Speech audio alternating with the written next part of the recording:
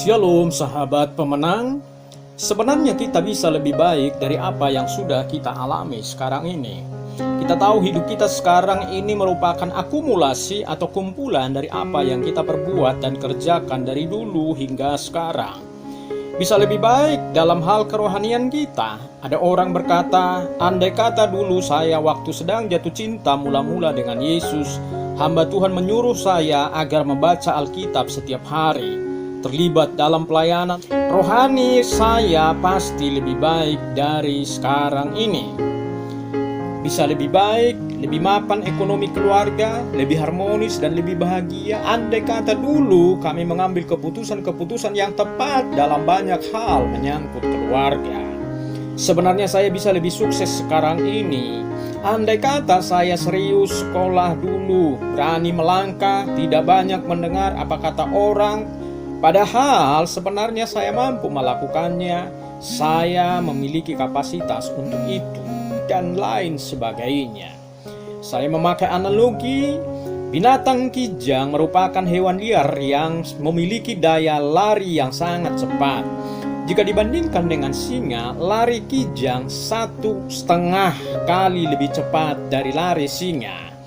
Jika diadu kedua binatang ini, singa lari 10 meter, maka kijang bisa lari 25 meter.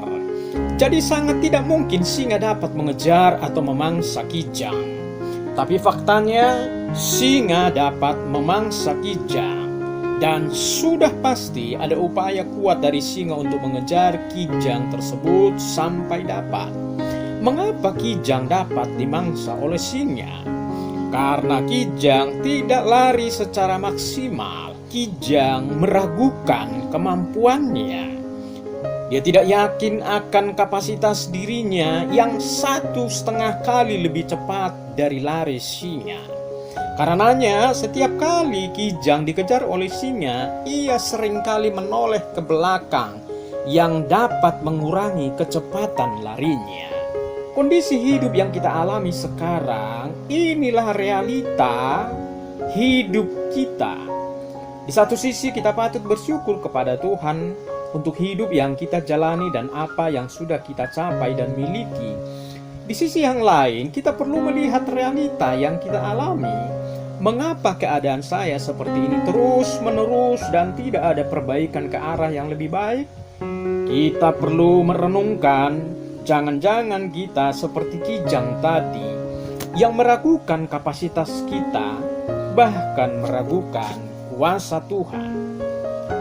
Kita tidak boleh berhenti dengan keadaan hidup yang sudah kita capai dan alami saat ini. Kita harus bergerak terus dan terus mencapai sesuatu yang baru, baik dalam hal rohani ataupun dalam hal lahiriah. Mungkin kita merasa kita tidak mungkin lagi berubah dari keadaan yang kita alami saat ini, terutama di bidang hal yang jasmani. Ekonomi keluarga sulit berubah, apalagi saat ini tidak memiliki skill atau kompetensi, sudah tidak produktif lagi karena sudah tua, dan lain-lain. Kalau memang demikian, setidaknya tanamkan dan arahkan kepada anak-anak agar mereka menjadi anak-anak yang takut dan beribadah kepada Tuhan, sehingga mereka lah yang akan mewujudkan perubahan ekonomi, perubahan keturunan, perubahan dalam keluarga. Ada 3 penyebab yang menghalangi sehingga kita tidak dapat mencapai apa yang kita harapkan dan apa yang Tuhan harapkan daripada kita. Pertama, tidak fokus atau gagal fokus. Marilah kita melakukan perlombaan yang diwajibkan bagi kita dengan mata yang tertuju kepada Yesus. Kalau kita ingin mencapai sesuatu yang kita harapkan atau yang kita kerjakan, kuncinya harus fokus. Analogi pelari harus fokus melihat ke depan, meskipun ada banyak hal yang mengalihkan perhatiannya. Teriakan penonton, lawan lari, tulisan-tulisan di lapangan, atau yang lainnya.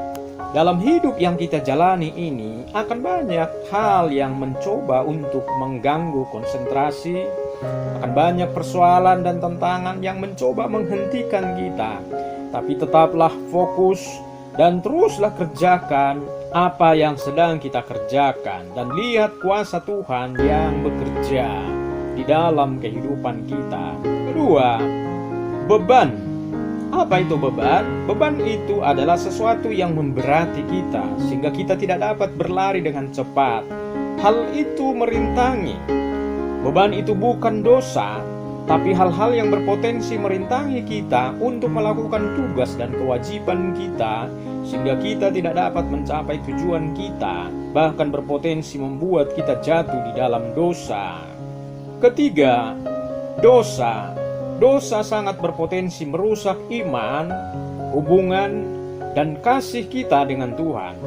Dosa akan menghalangi kita untuk mencapai kehendak Tuhan atas hidup kita. Sahabat pemenang, teruslah bergerak dan maksimalkan diri agar kita bisa mencapai hal-hal yang lebih baik.